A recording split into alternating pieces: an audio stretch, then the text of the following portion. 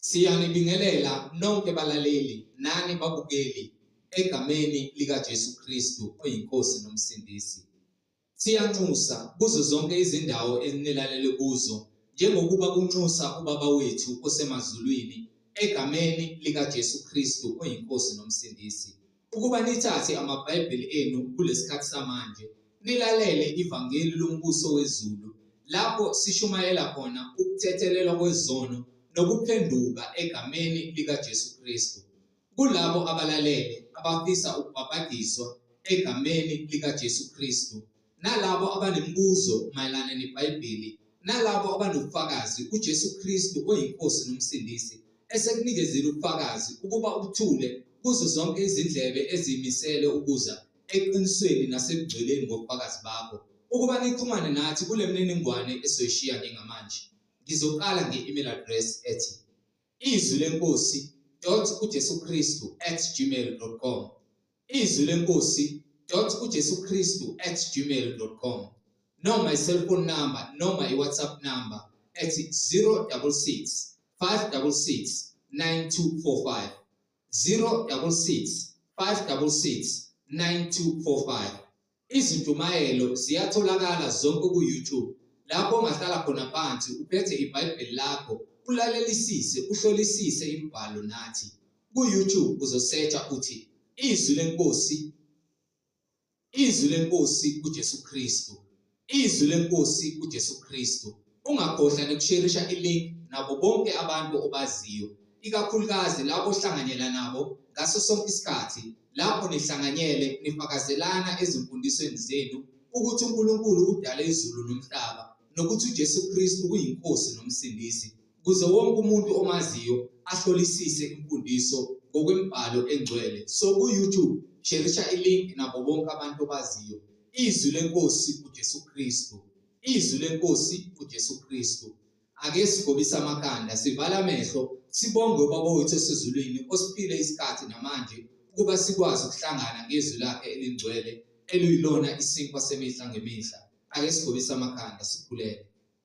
Baba wethu osezulwini, mangcweliswe igama lakho, umbuso wakho mawufike, intando yakho mayenziwe emhlabeni njengasezulwini. Usiphe namhlanje isinkwa sethu semihla ngemihla, usithethelele amacala ethu njengokuba nathi sibathethelela bonke abasonayo. Ungasingenise ekulingweni, kepha usisindise kokubi, ngokuba umbuso ungowakho namandla nenkazimulo kuze kube phakade. Amen. Balaleli nabazalwane, yamukelana umfundisi uMhlengi Zondi ozobe sibola ngokwemfihlakalo yemibhalo engcwele efakazela ukuthi bonke abantu bamele bephenduke beze ebugcweleni ngoJesu Kristu oyinkosi nomsindisi. Yamukelana incebo yenkosi. Amen. Siyanibingelela bazalwane egameni lenkosi uJesu Kristu umninimandla onke.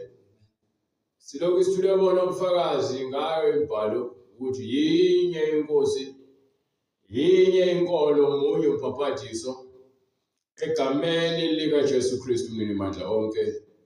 Silokhu simemezele ukubuya kwenkosi uJesu ukuthi yena uthi uyabuya masinyane. Uthi-ke wena-ke lapha kwincwadi yesambulo sehluko kusukela kuverse 10, incwadi yesambulo sehluko 22 kusukela kuverse 10, noma ungaqala from verse 13. Kusho uJesu-ke la eqinisa ngalamagama lawo, Ngingu-Alpha no-Omega, uthi yena uyisiqalo nesiphetho, owokuqala nowokuphetha, uyena ongumqalisi wakho konke, ukholo lwethu nokuphila kwethu, futhi yena ungumphelelisi wokuphila kwethu. Siphelele nje kungamandla akhe noma sishoda, kodwa sifuna ukufana naye. Ngokuba-ke akekho ongazincoma ukuthi ufana ngoJesu ngaphandle umuntu owambulela ukuthi uma ufuna ukuza Jesu zithobe, ukuba waqala waziphakamisa uthi uJesu uza kwehlisa. Ngingu-Alpha no-Omega, Ngingu-Alpha no-Omega, owokuqala nowokuphela. Uthi-ke ngisho ungahlakanipha wena utaliwe unesiqalo, ngisho ungazitshela ukuthi ungqesta, kepha wena-ke unesiqalo. Yena ungu-Alpha, ungumqali futhi uyisiphetho. Wena uqaliwe futhi uza kuphethwa. isiqalo nesigcino. Kuyisiqalo nesigcino. Uyabona kokuhlakanipha kwakho kwale emhlabeni, uhlakaniphele emhlabeni ngale kwethuna wazi lutho. Next uzofa namhlanje uyakufika utheni kuyena. Namhlanje uma kuthi uyafa manje. Mina ngikholelwa kuJesu njena, uJesu wamaJuda. Lalela. Thiwa ke uJesu umqali nomgcini yena owadala konke izindaba. Ekuqaleni wayekhona ulizwi ekuqaleni. Athi uJesu mina ngiyisinkwa esivelele, ngingulizwi ezindaba.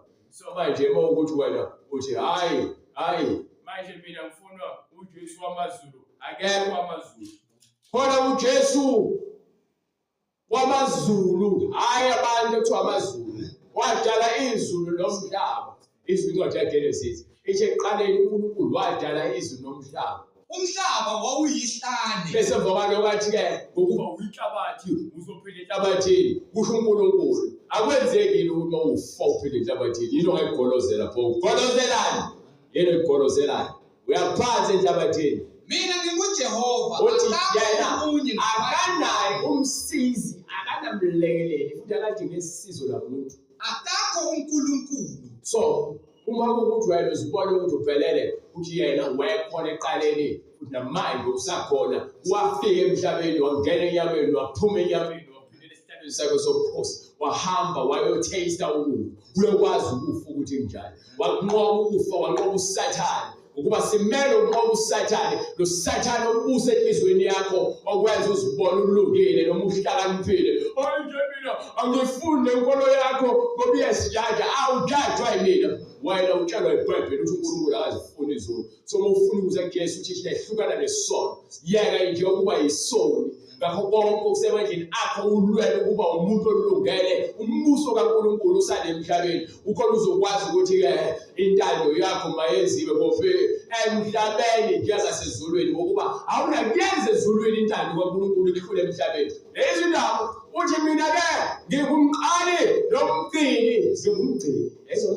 Uthi-ke simelwe ukunqoba ukufa. Athi simelwe ukuzalwa kabusha. Simelwe ukuzalwa yonke lengqondo lensila yagogo wakho, lensila kamkhulu wakho, lensila kamama wakho, lensila kamama wakho, nobhuti wakho, nobhululu bakho, laba kanjani labo kaSigcozi. Ufuna kuyiyeke lo nsila leyo, ugeze ukhuculule ngesigezo samanzi ngezwi. Glory to God. Ngezwi fanele ugezwe ngezwi, upheleliswe ekungcweleni ngokuba uzofa. Babusisiwe abahlanza izingubo zabo ukuba bathole ilungelo labo. Babusisiwe abantu abageze izinhliziyo zabo. Inhliziyo yakho iyona ngubo yakho yongena ngayo ezulwini. Ngakhathali ukuthi ngabe uyakholwa noma ukholwa yini na, ukuba uma ungahlanzekile enhliziyweni awuhlanzekile emzimbeni, lengubo yakho inamabali ngcolile. So ukuthi uyathanda ukukhuluma ngabanye abantu kabi, uyeke. Babusisiwe abanenhliziyo ehlanzekileyo ngokuba bayakubona uNkulunkulu. Buyela ngale kwincwadi esiSambulo. Babusisiwe abahlanza izingubo zabo. Ethi iBhayibheli-ke geza inhliziyo yakho, ngokuba ngaphandle kokuhlambulula inhliziyo yakho akukho ukubona ubuso baNkulunkulu. Lethi iBhayibheli-ke landela ukuthula nabo bonke abantu. Nabangani? Ungakhethi ubuso babantu. Landela ukuthula nabo bonke abantu. Uma ningazwani zehlise, noma kuthiwa ukhuluma naye njalo ngokubalekela ukuthi kube khona ukushayisana kwembono, kepha umhloniphe futhi umthande njengokuba nawe uzithanda, ngoba uNkulunkulu-ke othanda umakhelwane wakho njengokuba uzithanda. Niyanyanyana, niyanyokolotana, nikhulumana kabi, ninenzondo, ninamagqubu, umbone ukuthi xhefi. Njalo muvula umlomo kwegama lakho ukhuluma okubi njalo, Nkosi uzumthathelela ngoba ngomuntu obabala nabantu abanemilomo ongcolile, ukuba ngikho ngigcwele ngabanye abantu. Nami izono zami zifuna ukunqoba, kepha uJesu yena uyale ngibambelele kuyena ukuze anginqobele konke okubi uSathane athi ufuna ukungishaya ngakho, ukuba uJesu uyinkosi. uJesu uyinkosi. uJesu wanqoba ukufa. uShamba azange azoqoba ukufa, uMaria azange azoqoba ukufa, uMpostoli Paul azange azoqoba ukufa, uJesu ngosuku lesithathu wanqoba ukufa. So angakuthandaza kuPostoli Paul, angithandazi kuAbraham, angithandazi kuMoses, angithandazi kuIsaiah, ngithandaza kuNkulunkulu kaJakobe, kuNkulunkulu kaAbraham, kuNkulunkulu kaIsaka, ngithandaza yena, ngibiza yena.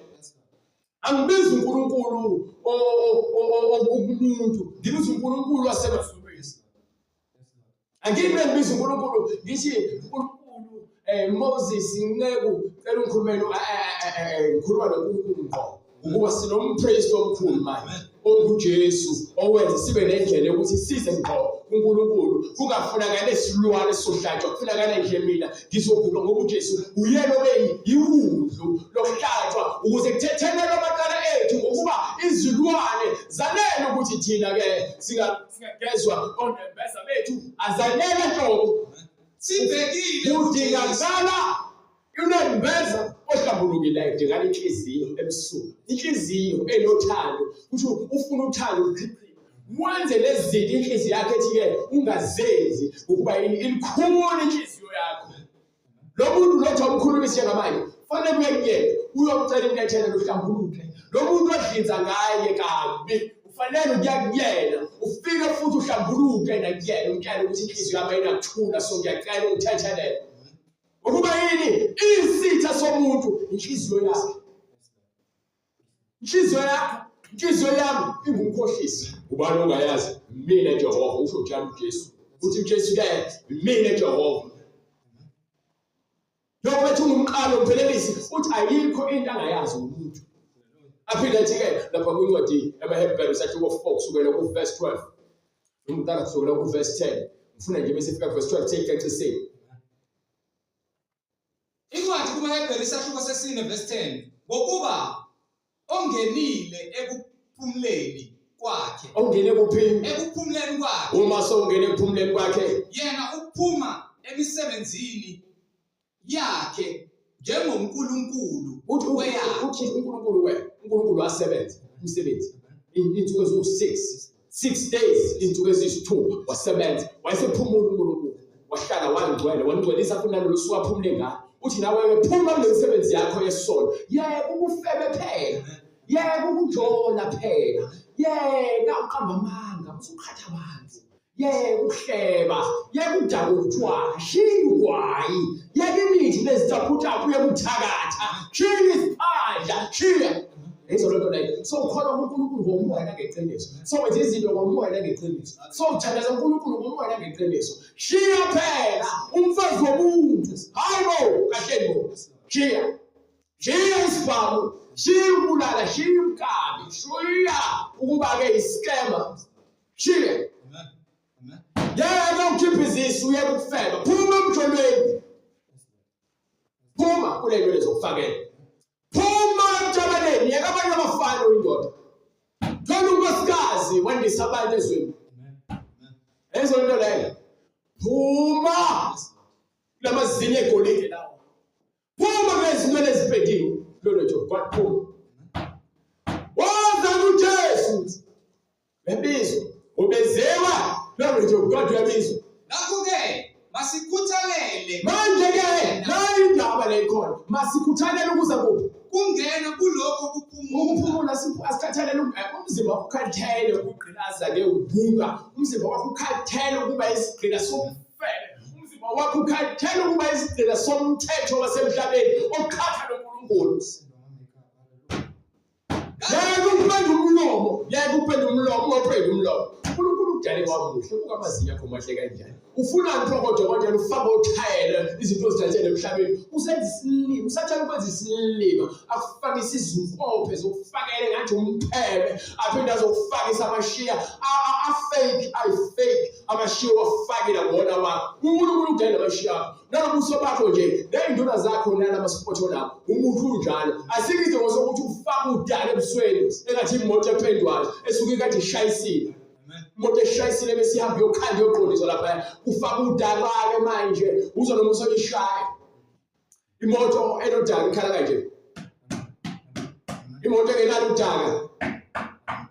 Ezona nayo ngoba yini? Le ngenalo udaka isabile ngokwesimo sendaba. Kepha lesishayisile igcwele udaka. Nawe uyafana ke nemoto egcwele udaka.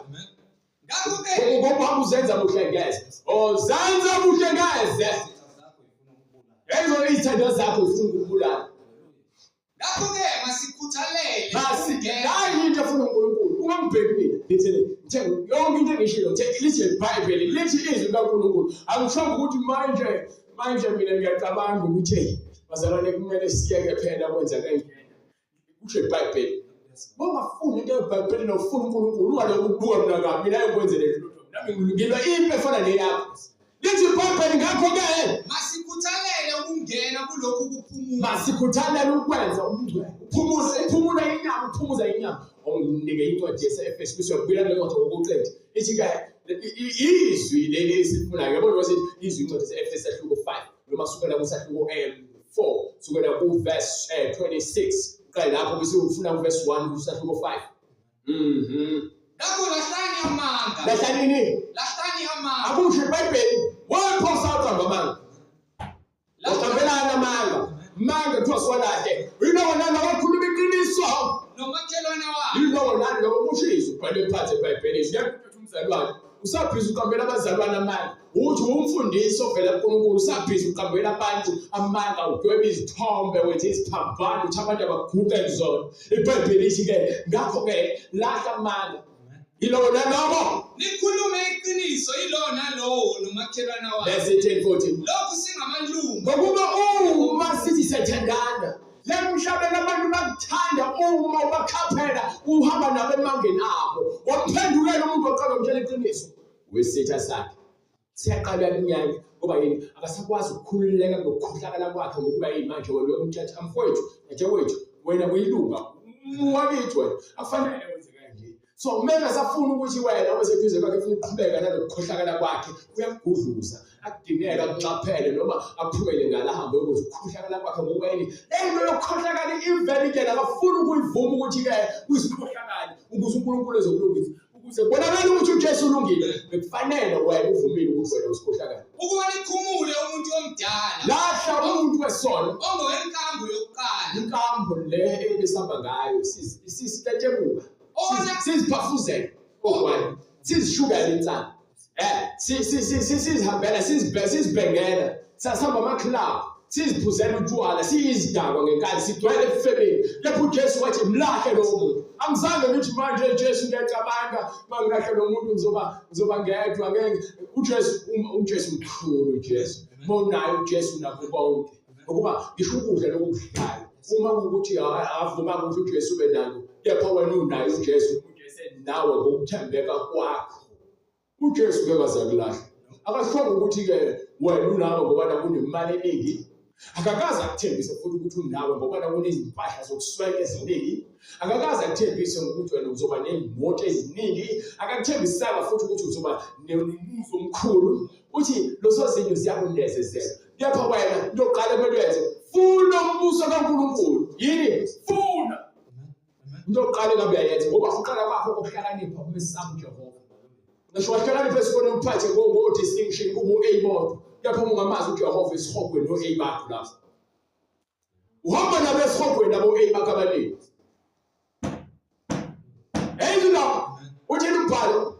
Ukuba nikhumule umuntu omdala ongowenkambo yokuqala. Lahla onakala ngezinkanuko zenkohliso. Lahla umuntu wesono. Inkanuko zenkohliso lezi zona lezi sibambelele kusona. Sithi-ke nami ngiyakholwa nje kepha njena ukuthi nje thina umfundisi wethu akashumele kanje angishumele njengomfundisi wakho ngoba isikhohlakala ufuna ukukhuluma iqiniso. Lithini iBhayibheli? Lithini iBhayibheli? Lenziwe basha emoyeni wengqondo yenu. La indaba la ikhona. Noma nje impuphuthi. Nempuphuthi yajabulile njengezimpumputhe. Ziyaphakatha esweni. iBhayibheli-ke inkulu indlela futhi imanzi ihanjwa abaningi kepha iya ebhujisweni. Bese ithi incane indlela futhi iyingcingo ihamba bayephileni futhi bayingcosana abazohamba ngale ndlela elephileni. Ingakho leli vangeli singashumayeleli ukubona abantu begcwele. Sishumayelele ukuthi abantu baphenduke beze basafuma izono zabo. Ukuba ngishumayelele mina ukuthi umuntu ushumayela kamnandi kepha ncebo kaNkulunkulu. Wena nje uNkulunkulu ugcobile. Ufuna uphenduke. Yana abaprofethi Athi ayala ukuthi njalo wememeza ngifuna uphenduke. Uthi uJohane wememeza ehlala. Uthi ke uyena lo Thuba ezakuza. Uthi qondisana indlela senkosi. Enzani imikhondo yenu inkondo. Ukuba ufuna abantu abaqondile ingakho ethi kuyisa ememeza kakhulu. Memeza kakhulu ngezwi lakho ungazibambi. Utshela indlu kaIsrayeli izolozayo. Ubayitshela iziphambeko zayo. Manje wayemele mina nginokuhlelwa ngithi hayi uthula bezalwane. Igama lenkosi malibonke haleluya amen bezalwane. Ngiyathanda nabazalwane uJesu uyanthanda. Noma kuthiwa isitabane nje uJesu uyakuzela phela thina siphila ngaphansi komusa abazalwane. Ila sesihogweni le ngifuna. Lonke lesisongo lesisihlushwa abafundisi belo bezokuvezela amazinyo agcwela amanga belokhu bekhuluma ngenkohliso egcwela amanga ukuba bafuna ukungena emaphaketheni inoma nenjaba nayo ukuhamba ngezimoto ezinamasonto emhlanje ukuba namabandla amakhulu abanenjaba nemiphefumulo yenu into ethanda ukuthi ingathandeki phakathi kwabantu abangenalo iqiniso ngokuba ngiyamkhuluma uJesu njengoba enjalo angimshandezeli uJesu mina angizami ukwenza uJesu wasezweni fake okuthanda khona uyisoni ukuthi uhlale uyisoni uJesu wasithanda singakobi ngcwele ukuthi size siphenduke sibekezelela so bese umazi uJesu akasho ukuthi hlala uyisoni uthi hamba ungabusoni akasho njalo akakho nje lasho khona eBhayibhelini akufiki umuntu esifazane lethwa amadoda amaJuda lapha bezothi ubanjwe ephinga bathi uthini uJesu ukuba uMose wathi ke umuntu obanjwe ephinga makagcotshwe ngamandla bese athi uJesu ubona ke makuthi la kunina ungakaze one athathe itshe abo uqala uzoliphosa nomuntu esifazane kwathi nya baloku bephuma nyoto sukela omkhulu uze kube kumncane wamephakamisa amehlo uJesu wathi sifazane bapha umangane bakho wathi sifazane akakho okulahlayo na wayesethi akakho Nkosi akekho omlahlile wathi ke uJesu ukuba yini ngazange kube khona zomlahla ngokuba abantu bayazi ezihlizweni zabo ukuthi nabo bayizona wathi umuntu esifazane akakho Nkosi yes wathi ke uJesu kuye nami angikulahla uthini uJesu nami angikulahla uJesu akafune ukulahla umuntu hamba ungabe usona ungabe usona ubani othe qhubeka uhlale banyaleni ubani othe qhubeka umphalazo wenja ubani othe qhubeka uphutho dakeni ubani ngokuba isono lesekuthiwa siyathandeka masisilahle uNkulunkulu nje umuntu angayifuni isono ingakathi lona lakhuluma into zomakhelwane ungafakaze indabeni zamanga ungaluleli isandla sakho kwisenzo esibi manje umfowethu bethu uncaniwe nje babantu bephaphalasi ngasenimningi uthoke la uthathe ikhotha cishe ibhabhalazi umenze ukuthi aqhubeka bebhetheke esonweni umefika kumina ethi uzofuna uqeda ukoma ngethi kufuna uthoke landi wewe baba ucishe ibhabhalazi akahambe ayoshatini obabayo aphuza amanzi kuphela ibhabhalazi ngakho ke masikhuthalele ukungena kulokhu kuphela sengangazele manje abantu mina ngiqalekile njengogwayi bemnika amanzi ngithi phuza amanzi uyeke ukubhema ugwayi ukuba ugwayi kwesilimo usuyaqhaqhazelisa awuphethwe ikhanda awusabazi nokulala ngenxa gwayi intuthu ezokubulala uzofa namhlanje uzothini mufika kuJesu ngoba uzothi mina ngikudalanga uyisibotho kanje angikudalelanga utshwala mina angikudalelanga uthakatha nenzondo angikudalelanga ukuphinga angikudalelanga ukubulala leli gazi oqhithayo uwena lodalela abantu babulalayo uzofika uthini ke ukhatha abantu uthi bathanda bonke abantu noma kuthiwa umthembu umuntu mthande ngoba phela kusho ukuthi uthanda umuntu mthande ngoba noJesu engamthembi uJudas Iscariot ehamba naye ayina ithini incwadi yamaHebrews asho 4 verse 11 verse 11 go ahead ngakho ke masikhuthalele ukungena kulokhu kuphumula masikhuthalele ukuza ebungcweleni asiyeke kuba abantu abanenkani amagolozeli mina ukuthi ibandla lakho kwasha kwacima kwavuka anginandaba nebandla lamuntu nendaba lomzimba kaKristu lithi iBhayibheli masikhuluma iqiniso yona lona makhelana ngoba singamalunga omunye nomunye. Why ungizonda? Why unqaba into ebhale phansi eBhayibhelini ufuna into eshiwo umfundisi wakho ogcwele amanga? Kwenziwa yini? Kube lula ukuthi uvume into umuntu bezozwana nawe enhlizweni. Kepha bezokuphazamisa ngokukhohlakala kwakho. Uqala uthi ke, hayi manje mina ebandleni lami kade ngakhulela khona. Ngithe mina phuma ebandleni lamanga. Uma ibandla ungavumi into ebhale phansi eBhayibhelini, uma ungafundisi into ebhale phansi eBhayibhelini, lithi iBhayibheli ungaboshelwa edokeni lini labangakholwayo. Nina ningabakayihlo uSathane. Ngokuba yini nidwala umoya wenkanuko. Nithanda ukwenza izinkanuko zikayihlo. Nithanda impilo kaSathane, nithanda impilo yamanga nenkohliso nokuba abazenzisi. Yena wayengumbulali wabantu kwasekuqaleni. uSathane into ayibulala umuntu ngayo ukukhohlisa umuntu kuphela. Inkanuko kaSathane nje ukuthi yonke into edalwe ngomfanekiso kaNkulunkulu. Yabona bethola into edalwe, angikhulumi ngento edalwe nguNkulunkulu, ngikhuluma ngento ongumfanekiso, ngikhuluma ngayo. Ukuthi iBhayibheli uNkulunkulu wadala umuntu ngomfanekiso wakhe. Akafuni uSathane akakhohlisa uSathane manje. Athi hayi ku-right ugqoka amabhuluku umuntu wesifazane, ku-right ufake amacici, ku-right ukuthi uluke, ku-right ukuthi ufake into zokufakela. Akakuthandi uSathane ngoba yena ufuna ukuthi wena uzikhohlise ngale nto yiyona. Akemi eqinisweni. Alikho iqiniso, uNkulunkulu udalile kuphelele, umuntu ophelele. Ngokuba iqiniso lingekho kuye. uSathane akakhohlisa athi wena nje umuntu wesifazane ovaleleke kumuntu wesilisa, soku-right ukuthi ube sitabane uSathane lowo. uSathane akakhohlisa athi wena umuntu wesilisa ovaleleke kumuntu wesifazane ukuba awunazi izinto zomuntu wesilisa, unazo futhi into zomuntu wesifazane uma uyindoda. Uyindoda nje, izandla zakho ziqinile nendololwane zakho eziqinile, amadolo aqinile, ithende eqinile, isilevu sakho esihaya esigcwele injebe. Ngisho ungahamba ukwenza ama-plastic surgery, uzama ukuthi uzididise uzenze into ongeyona, uzenza muhle ngeze. Ngokuba ngakho-ke masikhuthalele ukungena kulokhu kuphumula. Yes. Ukuze kungawi muntu. Ukuze kungabi imali. Yabona nje umuntu okuthandayo emhlabeni ukutshela iqiniso. Uyakutshela nje iqiniso. Uyathanda awuthandi. Ubheke uma sebehlangula sebekuyisela eceleni. Ingokuba le qiniso lekwena baselithanda. Usuyisidini, usunesitefa ngale qiniso lakho. Usiyeke phela ngalo uNkulunkulu wakho uzosenzelana. Ba-right okhokho bethu, ba-right abantu abadala, ba-right amadlozi ethu ngokuba yini iqiniso leli ayiseshaya endaweni. Alisatholi indawo wena ngoba usuyisigqila salento le ekubophile. Uyaba isigqila sesono. Uma ungakutsheli lokuthi ngiyazonda, afanele ngenze ngathi ukuthi ngiyakuthanda ngoba naku-ke ungenzela okuhle. Kufanele ngikuthande ngalesi ubhede ngikutshela ukuthi cha mfowethu, dadewethu, baba, malume, mkhulu, hayi ngeke kuyona indlela le. Uba ngiyakuthanda. Ungakhona uzoqhubeka uzama ukuchaza ngizokuzela sengithi okay. Alright, ayingaphinde futhi ngilokhu ngichazela lokho bayini. Unomoya wenkani. Ngoba ukubambe ngenkani uSathane ukubambe ngamalengisi. Ukubambe wozoqhingela ugqokeni lapha uvuma umuntu eyishoyo. Bese uSathane sami sobheka uyahamba ubheka. uSathane sami sojojo hamba uyojojo. Bese uSathane sami sodaka utshwala hamba udaka utshwala. Bese uSathane sami sopenda izinwele hamba upenda izinwele. Asiqamba amanga ngoqamba amanga. Ngoba uSathane ukwenzisa uyafukuzisa uSathane. Baneka ukuze kungawi muntu ngaleso siboniso sokungalaleli. Yebo.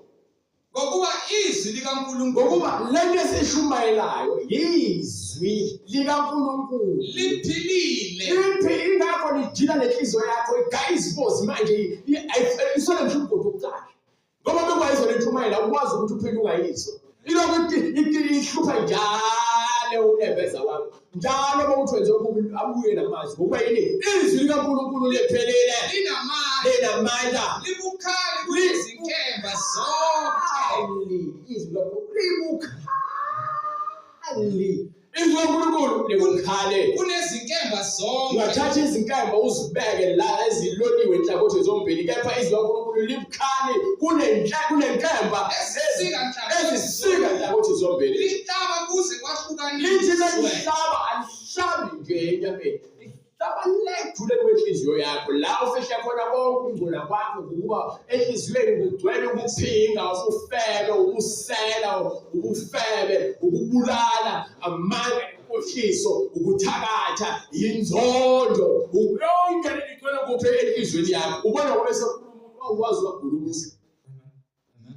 Lihlaba kuze kwahlukaniswe umphefumulo. Lifike izwi likaNkulunkulu lathi-ke libekiwe izembe ezimpandeni zemithi lihlaba lizokwahlukanisa umphefumulo nomoya lihlaba ini lihlaba kuze kuze kwahlukanise kwahlukanisa umphefumulo nomoya namalunga nomkhathi nomgatsha lahlulela lahlulela ini imicabango lento yenza ngayo kodwa uyifihlile uNkulunkulu uyayazi lahlulela imidlinzo lezi izinto zakho yeke ukudayisa amanzi abusisiwe yeke ukudayisa amakhandlela yeke ukunika abantu izintambo wena ufaka intambo othi uyakhona usindisiwe lahle leyo ntambo sesincede leyo ntambo ifanele ukufaka abantu abangakholwa abangamazi uNkulunkulu ngoba uNkulunkulu wabo izintambo iziwasho amakhandlela nezikhandla oNkulunkulu babo thina uNkulunkulu bethu uNkulunkulu wethu akafike lutho angifaki intambo esandleni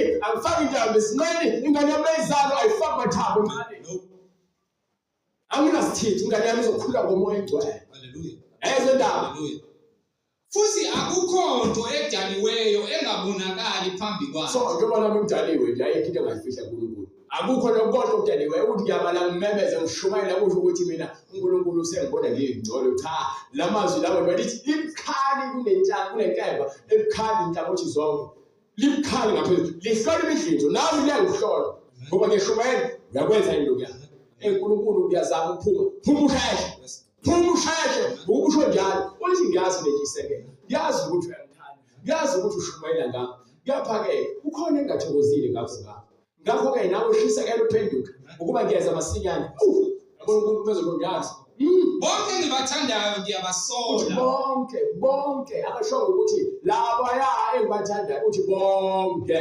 engibathandayo ngiyabasola manje uma ke iBhayibheli lithi uma sinobaba emhlabeni abasolayo besolela kwesikhashana nje kangakanani noNkulunkulu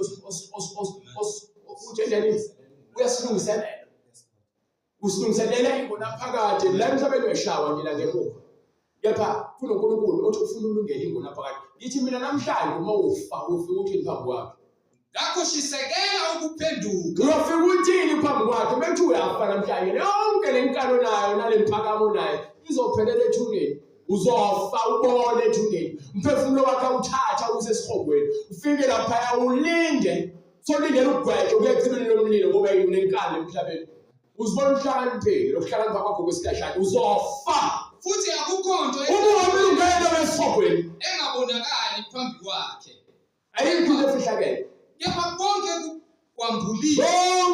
kwambuliwe usobala emehlweni akhe yena uyakuzilanda kuye kumele siveze imisebenzi yethu emhlabeni eyona lesife angishumayeli ngensanga ngoba nakhona into engimaziyo bhebe insanga angishumayeli ngotshwala ngoba nakhona umuntu ongimaziyo mina ngishumayela ngesono uma kusona ngiyakutshela noma ukuthi umzali ufuna uJesu shiya nje lonto la ingamsebenzi egcweleni umzimba wakho ithempeli likaNkulunkulu ophilayo awukwazi ukubhala uNkulunkulu nofebe nogwayi febe notshwala febe nemanga febe nenkohliso ufebe nokuphinga febe nokukhithika zabantu wazi ukubhala uNkulunkulu namahlozi cha mawuthanda yena kuphela uthi akanayo uNkulunkulu eduze kwakhe uyena kuphela uthi yena kuphela mangomfuni yena uzoqhubeka ugola uzokholozela umhleko ukhuluma into ebhole phandle phela uNkulunkulu uyedwa owadala izulu nomhlaba ngifundela incwadi yesambulo sokuqedile la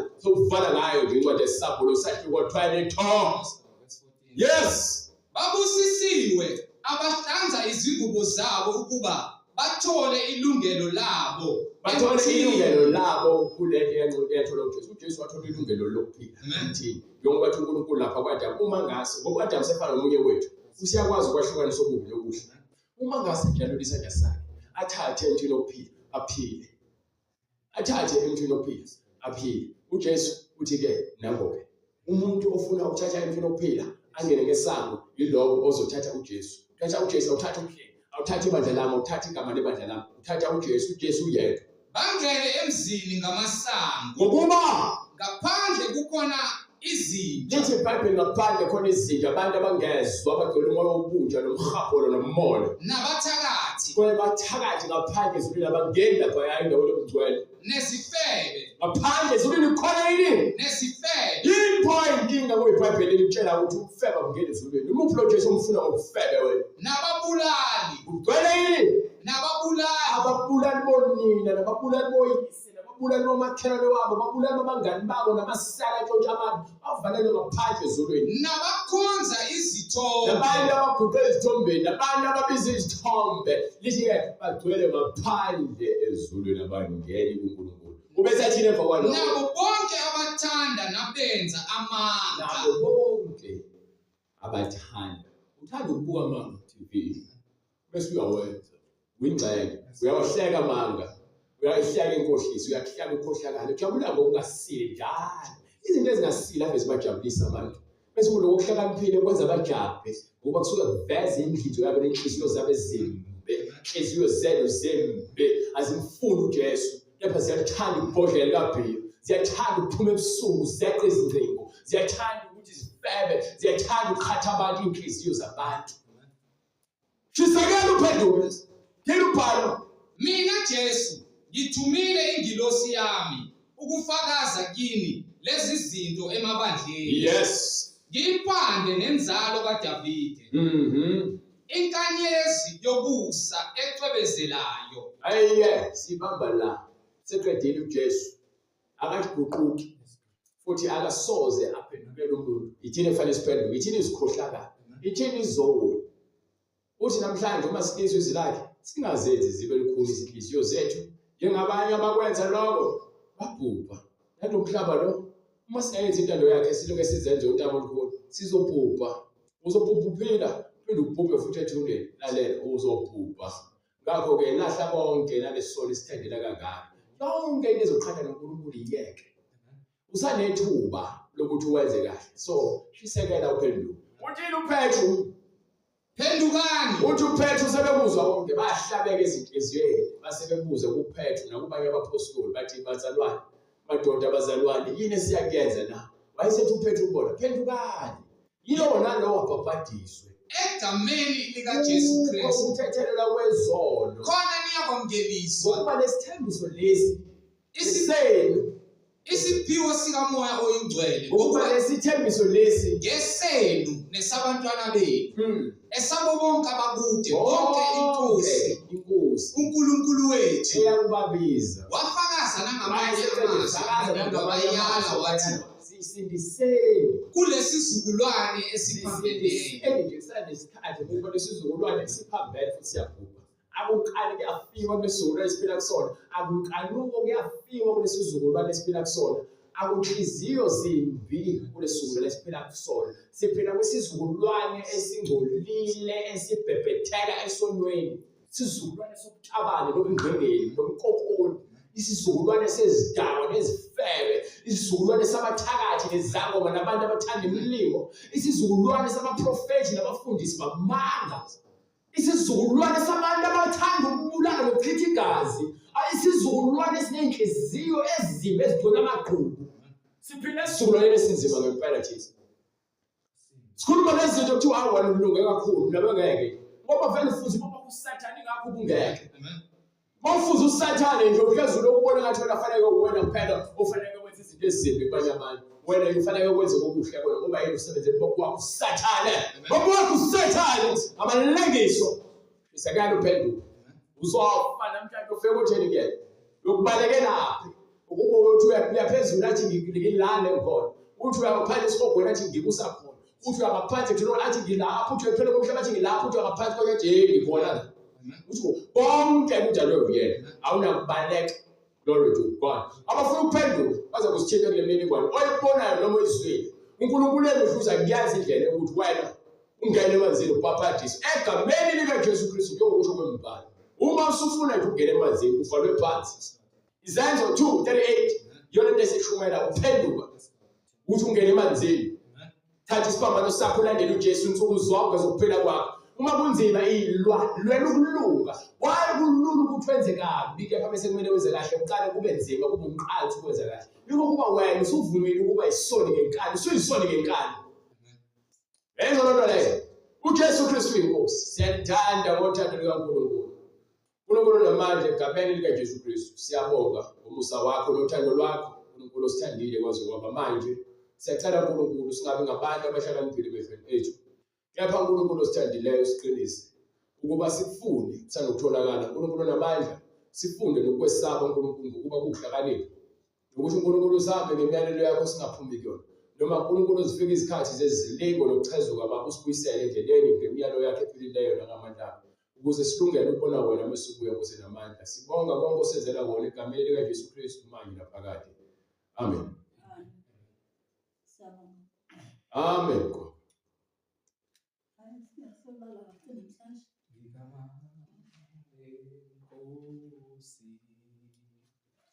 Leyo